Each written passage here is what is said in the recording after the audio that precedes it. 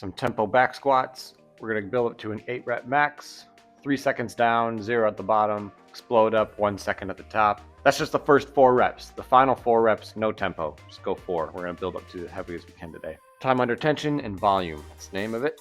Then we're going 3 rounds for quality. Originally written for GHD on the programming, but I don't have a GHD at home, so we're going to adjust it. 15 good mornings, hit some strict toes to bar, 9 of them, and a Copenhagen hold, 20 seconds per side.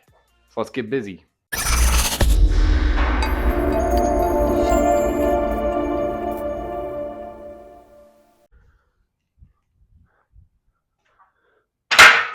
It's always good to do your first set of squats and your knees are just like, this is 32. We'll look at the sequencing of our back squat, keeping tension throughout the lift, because with the tempo, we're really trying to build more tension and keep our brain focused on staying tight throughout the downward phase of the motion, so we can use that tension to get a little bounce and explode up through our sticking points as it gets heavier. So that's our goal today, is keep tension throughout the tempo, final 4 reps. Hopefully you have that tension without a tempo and build up. So with a squat, tension starts in your upper back. When we grab the bar, it's going to be thumbs length off the smooth on both sides. So you got the smooth, right? Smooth, knurling, smooth, knurling. Thumbs length off, thumbs length off. From there, I'm getting under, and we're sitting that bar right on top of the traps, and that's where we get out. Now, we can not have tension by relaxing here. But we don't want that. You can see the difference. Elbows back, squeeze together. It's going to make your traps pop up, right? So again, I already like to squeeze together, get my trap big and tall, and then unrack. Now I have all this tension in this shelf up here, as opposed to just letting that bar sit. All right, that's going to affect the lift at the bottom. When we have that tension now, hold it there, elbows back, upper back strong, brace the core. Use that tension to come up. As opposed to, we're just relaxing up top, elbows down, the bar's just sitting, no bracing.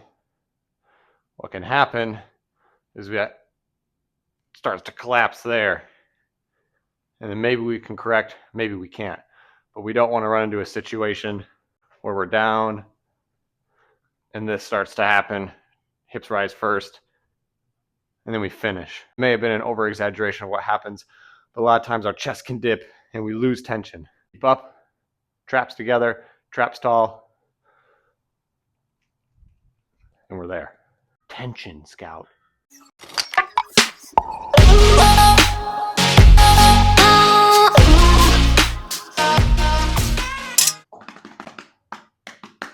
When to wear a belt.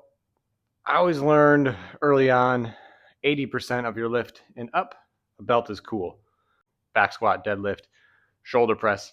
Those are all going to be different weights, but 80% of your shoulder press were cool. 80% of your back squat, cool, use it.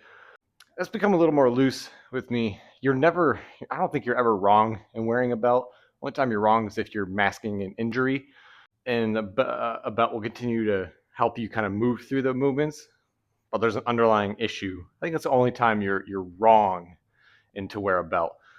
A belt is just a tool to build mechanical tension, which How does the press get this information that's classified? you want more tension, like we already talked about, through your lifts.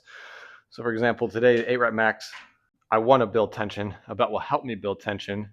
I think it's good, even if it's not quite 80%. The more tension I can build, the better. The belt's going to help me build tension. Sweet, that's good. If I'm injured and I'm using the belt to mask that injury, but keep training through movements that would otherwise hurt without the belt, I don't think that's right. We should check out further what's going on. I see more and more often now on social media, I guess is what it is. It's mostly on social media. I don't really see it at our gym. Using belts like during dumbbell snatches with 50 pounds or during, American swings or power cleans 115, 135 during actual Metcons. Again, it's a tool. The rule stays the same. It's a tool to build tension. However, there is also something that to take the belt away and use that natural belt, your transverse abdominis, the inner abdominal muscles, you should be able to use those and keep enough tension to move a 50-pound dumbbell or a barbell if you're moving properly and bracing properly. That being said, for intense workouts, breathing is changed, therefore bracing is going to change. So it's going to be different when you're lifting a barbell at 115 because your breathing rate's going to be higher and higher. If someone was to ask me if they could wear a belt during like Fran or during a workout that's like 5 rounds per time of 10 power cleans and 30 double unders and then 10 box jumps or something, I would say, no, don't use that belt. If you're asking me, people on social media are going to do whatever the fuck they want. I think it'll look silly during Metcons, but pretty much any lift to build mechanical tension, so long as there's no injury, I think it's cool. Looking at 240 now, worked our way up. We're going for the final set.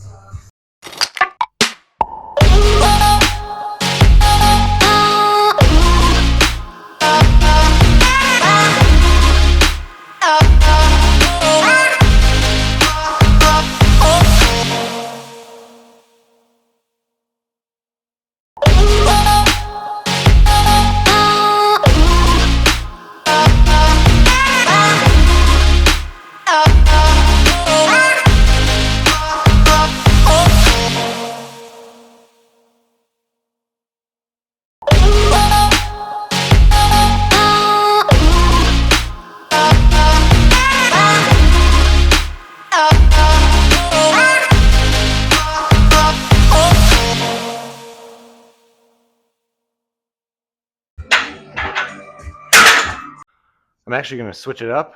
We thought I was going to do barbell good mornings, but I saw this on, speaking of social media, saw this on a post. If you don't have a GHD, it's another way you could do hip flexions, is setting up a barbell. I figured it's just below hip height. There's my hip. Seemed to be good down there. And basically, you hinge over top of it and return back to standing. So it kind of mimics a hip flexion and extension on GHD. And it feels okay. I think I'm going to add some dumbbells in the front.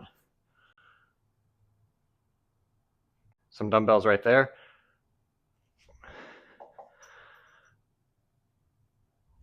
Yeah, we're going to try that. So the barbell, the point of the GHD is that it takes loading off of your spine, right? So as opposed to like an RDL where you're coming down, your spine is completely loaded. It's holding on to the bar in front of you. Same thing with dumbbells. Any flexion with your feet on the ground, you're going to be under load on your spine. So this offloads that onto the hips or here, and we can come up. With the GHD, it really is open chain, an open chain movement, so your feet aren't on the ground. They're attached to something up in the air. For example, another open chain movement would be like kicking a ball would be open chain movement, like standing march, open chain movement. Feet become disconnected. Let's try it out. I think I'm actually gonna hold a plate, and that way I don't lose by holding dumbbells. I'm not gonna lose thoracic. Hopefully, gonna stay upright. We'll see how it goes.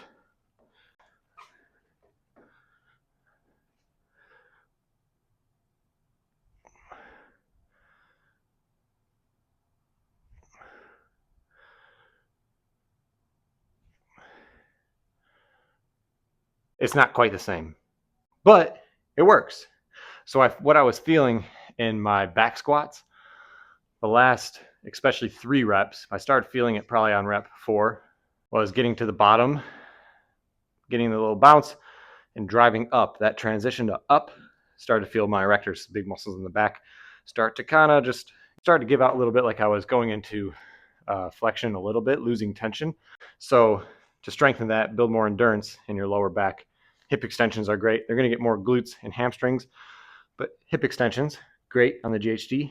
Back extensions on the GHD, probably even better, because now you're actually going through spinal flexion piece by piece and spinal extension piece by piece. Hold at the top and then back down.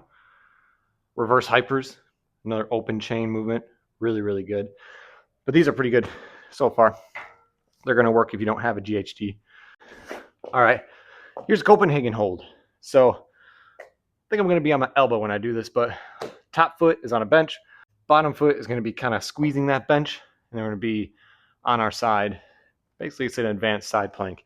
I'm going to try my elbow first. Shouldn't be your whole leg, just about the ankle. Hardest part is keeping this one up.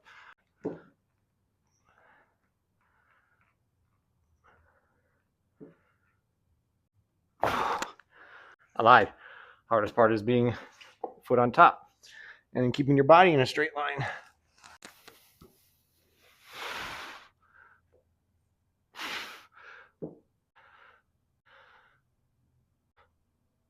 Oh, dude, I feel like I cannot keep straight.